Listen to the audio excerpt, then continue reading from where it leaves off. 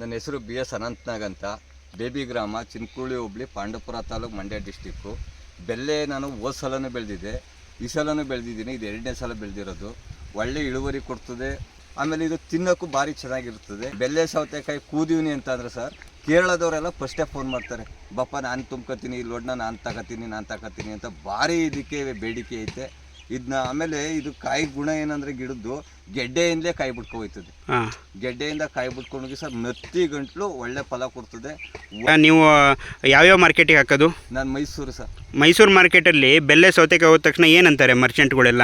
ಎಲ್ಲ ಇದು ಬೆಲೆ ಅಂದರೆ ಸರ್, ಆ ಸೌತೆಕಾಯಿ ನೋಡ್ತು ಅಂದ್ರೆ ನಾವು ವಾಟ್ಸಪ್ ಮಾಡ್ಬಿಡ್ತೀವಿ. ಆ ಗ್ರೂಪ್ಗೆ ಹಾಕ್ಬಿಟ್ರೆ ಸಾಕು, ಅವರೇ ಫೋನ್ ಮಾಡ್ತಾರೆ ನಮಗೆ, ನಮ್ಮ ಮಂಡಿಗೆ ತಗೋಪ್ಪ ಅಂತ. ಆಮೇಲೆ ಕೇರಳದವ್ರು ಸಾಕು ಅಲ್ಲೇ ಇಟ್ಕೊಂಡು ನಾವೇ ತುಂಬ್ಕೊತೀವಿ ಲೋಡ್ನ ಅಂದ್ಬಿಟ್ಟು ಸರ್. ಆಮೇಲೆ ಇದ್ರಲ್ಲಿ ಗೋಟ್ ಬರಲ್ಲ ಸರ್, ಗೋಟ್ ಅಂತೂ ಯಾವುದೇ ಕಾರಣಕ್ಕೂ ಬರಲ್ಲ. ಏನು ಒಂದು ಲೋಡ್ ಎಲ್ಲ ತುಂಬ್ಕೋದ್ರು ಒಂದು 5-6 kg ಗೋಟ್ ಬರಲ್ಲ ಸರ್. ಒಳ್ಳೆ ನೀಟಾಗಿರ್ತದೆ ಕಾಯಿ, ಒಳ್ಳೆ ಇದಾಗಿರ್ತದೆ. ಆಮೇಲೆ ದಪ್ಪ ಬರಲ್ಲ, ಸೈನಿಂಗ್ ಚೆನ್ನಾಗಿರ್ತದೆ. ಮೀಡಿಯಂ ಕಾಯಿ. ಅವರು ಕೇರಳದವರೆಲ್ಲ ಮೀಡಿಯಮೇ ಜಾಸ್ತಿ ರಸ್ಕೊಳ್ಳೋದ್ರಿಂದ ಇದು ಕೇರಳಕ್ಕೆ ತಿನ್ನಕ್ಕೆ ಎಲ್ಲಕ್ಕೂ ಚೆನ್ನಾಗಿರ್ತದೆ ಸರ್. ಓಕೆ. ಆಮೇಲೆ ಇವತ್ತು ನಿಮ್ಮ ತೋಟದಲ್ಲಿ ಬೆಲ್ಲೆ ಬೆಳೆದು ಕ್ಷೇತ್ರೋತ್ಸವ ಮಾಡಿದ್ವಿ. ಸುಮಾರು ಒಂದು 100 ಜನ ಬಂದು ರೈತರು ನೋಡಿದ್ರು. ಆ 100 ಅವರು ರೈತರೆಲ್ಲ ಬಂದು ನೋಡಿದವರು ಏನಂತಾರೆ ಬೆಲ್ಲೆ ಬಗ್ಗೆ? ರೈತರಿಗೆ ಒಂದು ಚಾಲೆಂಜ್ ಮಾಡಿದೆ ಸರ್, ಸೌತೆಕಾಯಿ ತಿನ್ನಿ, ಏನಾರ ಅದ್ರಲ್ಲಿ ಕೈ ಬಂದ್ರೆ ನಾನು ಫ್ರೀ ಬಿಟ್ಬಿಡ್ತೀನಿ ಅಂತ ಹೇಳಿದೆ. ಎಲ್ಲಾ ಬಂದು ಸೌತೆಕಾಯಿ ತಿಂದ್ರು.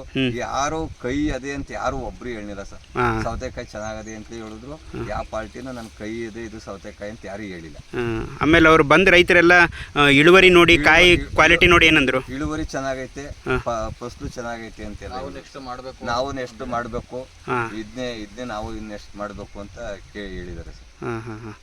ಈಗ ನಿಮ್ಮ ಪ್ರಕಾರ ಒಟ್ಟು ಬೇರೆ ರೈತರು ಬೆಲ್ಲೆ ಸೌತೆಕಾಯಿ ತಳಿ ಬೆಳಿಬೋದು ಅನ್ಸುತ್ತಾ? ಬೆಳಿಬೋದು. ಈಗ ನಿಮ್ಮಿದ್ರಿಗೆ ಹೇಳಿದ್ರಲ್ಲ ಸರ್, ನಾವು ನೆಡ್ತೀವಿ ಅಂತೆಲ್ಲ ಹೇಳಿದ್ರಲ್ಲ, ನಿಮ್ ಜೊತೆಲೆ ಮಾತಾಡಿದ್ರಲ್ಲ, ಒಳ್ಳೆ ಇಳುವರಿ ಐತೆ, ನಮಗೂ ಕೊಡಿಸ್ಕೊಡಿ ಸರ್ ಅಂತ ಕೇಳಿದ್ರಲ್ಲ. ಹೌದು.